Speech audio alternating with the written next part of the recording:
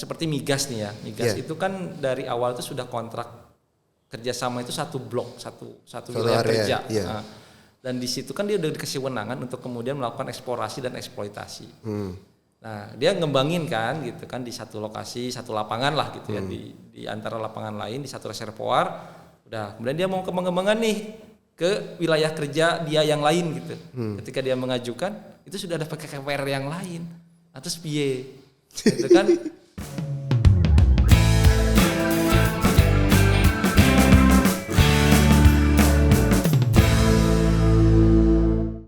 Sahabat pesisir dan laut, kembali lagi kita podcast. Hari ini ada Kang Ari, tamu kita.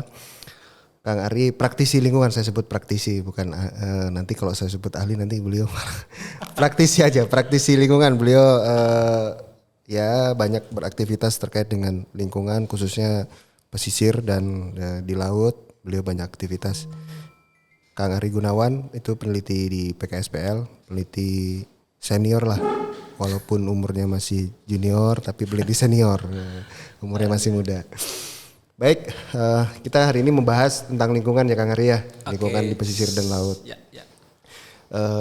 Terakhir isu terkait dengan itu Kang, PKPRL dan itu bagaimana itu isu terakhir itu tentang PKPRL.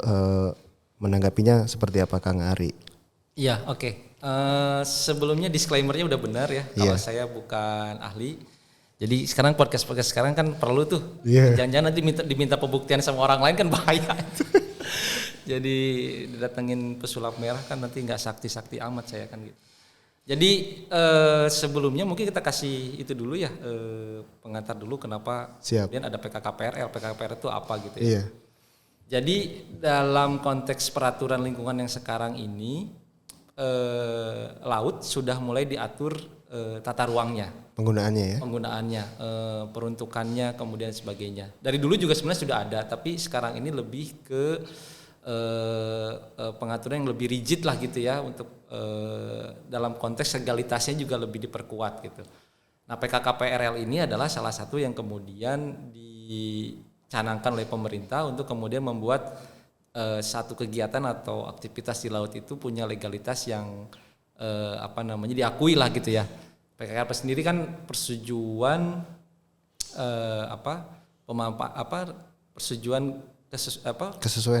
kesesuaian kegiatan pemanfaatan ruang laut PKKPRL. Nah, jadi setiap aktivitas yang dilaksanakan di laut dengan minimal menetap selama 30 hari berturut-turut, itu wajib kemudian mengajukan PKKPRL. Nah, konteks lainnya juga pemerintah dalam hal ini juga selain menertibkan penggunaan ruang di laut, juga kemudian untuk kemudian mendapatkan pajak kan gitu ya. Di mana dalam PKKPRL ini dari ajuan area yang diminta untuk dapat PKKPRL-nya itu juga dikenakan PNBP, penerimaan negara bukan pajak. Dengan ada peraturannya kalau misalkan penggunaan ruang seluas sekian, kolom air sekian itu sekian miliar atau apa, itu ada aturannya sendiri gitu. Jadi PKKPRL ini jadi kemudian alat pemerintah untuk kemudian mengatur penggunaan ruang di laut, sekaligus kemudian juga untuk mendapatkan pendapatan negara dari situ. Nah, konteksnya juga ternyata PKKPRL ini menjadi syarat untuk kemudian mendapatkan persetujuan lingkungan. Persetujuan lingkungan ini kemudian berhubungan juga dengan perizinan berusaha. Jadi saat perizinan berusaha ini tidak akan keluar jika kemudian persetujuan lingkungannya belum didapatkan, dan persetujuan lingkungannya ini juga mensyaratkan adanya PKKPRL atau kesesuaian ruang untuk kegiatan tersebut di area tersebut ya yang diminta gitu. Jadi dalam hal ini ya memang jadi isu karena memang sudah banyak sekali kegiatan yang beraktivitas di laut, dan sekarang kemudian tiba-tiba dimintai semacam aturan baru, semacam pungutan baru gitu ya untuk mereka kemudian berusaha di laut. Yang kemudian berperan KKP dalam hal di ini. bawah KKP. Di bawah KKP. Pengurusannya ya. Itu sebelumnya kan ada di bawah Kementerian Perhubungan ya, untuk perhubungan misalkan pelabuhan ya. Pelabuhan atau kapal yang ditempatkan di laut atau termasuk RIK di bawah termasuk RIK ya. Jadi itu kan bangunan instalasi di laut sebutannya kan. Jadi itu kan ada sewa perairan dan sebagainya gitu ya yang kemudian diterapkan oleh Kementerian Perhubungan. Nah, saat ini itu udah diambil alih seluruhnya ya oleh KKP gitu. Dengan mekanisme PKKPRL ini gitu. Termasuk sewa perairan itu Termasuk dulunya sewa yang Kementerian Perhubungan, sekarang diambil alih ya KKP. Oke. Nah, kalau ini Kang, misalkan dalam satu area itu ada beberapa dia ngambil di atasnya, terus kemudian ada yang ngambil di kolomnya, beda usaha gitu gimana Kang? Pernah melihat? Enggak juga. Jadi biasanya sih penempatan satu area itu ya sudah termasuk kolom di bawahnya karena kan ada aturan lain yang kemudian menyatakan jika ada satu bangunan atau instalasi di laut itu kemudian ada radius untuk area terlarang terbatasnya, di mana kemudian itu pihak lain nggak boleh masuk. Gitu. Jadi terkait dengan keselamatan dan sebagainya lah gitu seperti rig dan sebagainya atau fasilitas pengolahan minyak dan gas di mana memang berbahaya sih gitu ya ketika ada aktivitas nelayan misalkan yang masuk ke situ. Nah, dengan adanya itu kan berarti membatasi kan adanya misalkan kegiatan lain di bawahnya atau sebagainya gitu. Tapi dalam konteks kemudian untuk darurat atau hanya lewat dan sebagainya itu ada juga sih.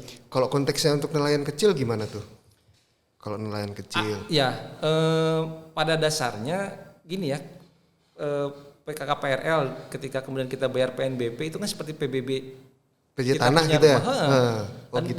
Dan PBB itu kan kemudian kita bisa pagar rumah kita kan? Oke. Nah, jadi ada ketika dia bayar PNBP kan dia merasa dia sudah bayar kan gitu, sudah kemudian memiliki area itu kan gitu. Tapi ada juga sih peraturan yang bilang untuk aktivitas yang tidak kemudian menimbulkan gangguan ke si migasnya misalkan itu masih diperbolehkan seperti nelayan itu. Cuma ketika kalau misalkan dia dalam bentuk hanya bangunan rambu misalkan atau ya nelayan tentu saja masih boleh gitu. Tapi ketika itu suatu pengolahan minyak gas yang kemudian ada flare-nya segala macam gitu ya, itu memang bahaya sih gitu.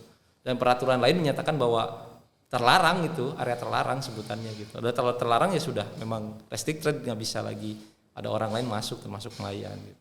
Di PKKPRL ini apa aja sih Kang isinya sebenarnya, apa aja sih yang harus disiapkan sih sebenarnya? PKKPRL itu cuma kemudian kalau saya nggak salah isinya adalah koordinat area yang dimintakan dan dikeluarkan persetujuannya untuk si pengusaha, koordinatnya disebutkan gitu ya, kemudian petanya juga dan kewajiban, ada beberapa kewajiban di situ, 10 atau 12 lah. Termasuk salah satunya adalah melaporkan perkembangan setiap berapa bulan sekali lah gitu ya, tentang penggunaan area itu gitu, yang di PKKPRL kan. Nah, di yang terjadi sekarang, jadi kan sistemnya OSS ya sekarang PKRL itu, pakai OSS. Jadi ketika salah satu perusahaan kemudian mengajukan perluasan misalkan ke depan gitu ya, mengajukan PKKPRL, tiba-tiba sudah dikuasai oleh atau sudah dimiliki PKKPRL-nya oleh orang lain. Gitu. Nah itu kan kebakaran jenggot juga gitu. Jadi ketika udah ada PKKPRL lain, kita mengajukan nggak akan bisa, akan ditolak pengajuannya. Nah, sedangkan misalnya gini, sedangkan kan di pesisir ini kan banyak hal yang bisa jadi tumpang tindih ya, artinya pemanfaatannya tumpang tindih ya. Betul. Nah itu gimana tuh Kang menyelesaikan? Ada kasus atau belum pernah ya? Ya nggak bisa. Jadi kalau sudah ada satu pihak yang mengajukan PKKPRL dan dapat, maka pihak lain tidak bisa kemudian mengajukan PKKPRL di tempat yang sama gitu. Nggak bisa. Memang dari sisi legalitas dan dia juga udah bayar kan yang pertama ini. Terus saja ya tidak boleh harus diakui lah gitu ya bahwa dia udah punya legalitas kan gitu. Cuma beberapa kejadian seperti migas nih ya, itu kan dari awal itu sudah kontrak kerjasama itu satu blok, satu wilayah kerja. Dan di situ kan dia udah dikasih wewenangan untuk kemudian melakukan eksplorasi dan eksploitasi. Nah, dia ngembangin kan gitu kan di satu lokasi, satu lapangan lah gitu ya di antara lapangan lain di satu reservoir. Udah, kemudian dia mau kembang-kembangan nih ke wilayah kerja dia yang lain gitu. Ketika dia mengajukan, itu sudah ada PKPR yang lain. Terus piye? Gitu kan. Sementara dia kan komitmennya dulu udah bayar ke pemerintah kan 1 blok loh. Iya. Itulah saya nggak tahu penyelesaiannya di mana. Itu kan kayak beli. Karena migas pasti kan dari 1 blok itu dia nggak akan semua di PKPRL karena mungkin bagian-bagian tertentu yang tahap pertama dia PKPRL. Berapa dia harus bayar? Oke. Iya. Ya kan seluas itu satu kan. Blok bisa terbayang sih satu blok luas. 4.000 kilometer persegi atau berapa kan gitu. Ya. Nah itu mungkin harus jadi inilah ke depan harus ada solusi ya untuk kayak gitu-gitu ya. Ya, cuma begini biasanya sih di beberapa peraturan itu untuk strategis nasional kayak migas ini punya pengecualian. Tinggal kita detail aja lah baca si peraturannya gitu ya. Di tata ruang itu apakah ada pengecualian atau tidak gitu. Mungkin ada gitu ya untuk migas gitu ya. Yeah. Toh mereka juga kan dulu komitmen beli atau membeli blok kan, itu ya. Itu juga justru perjanjian yang legal kan gitu. Yeah.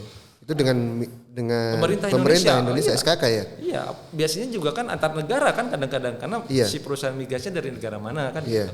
Jadi udah GNG loh itu perjanjiannya gitu loh, internasional loh gitu itu.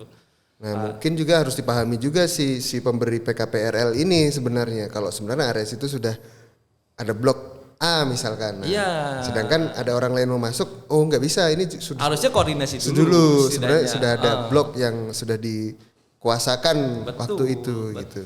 Kayaknya nggak nyambung tapi belum PKPRL gitu kan? Iya, nggak nyambung antara SDM yang mengeluarkan penjualan blok itu dengan KKP misalkan yang untuk di laut gitu ya.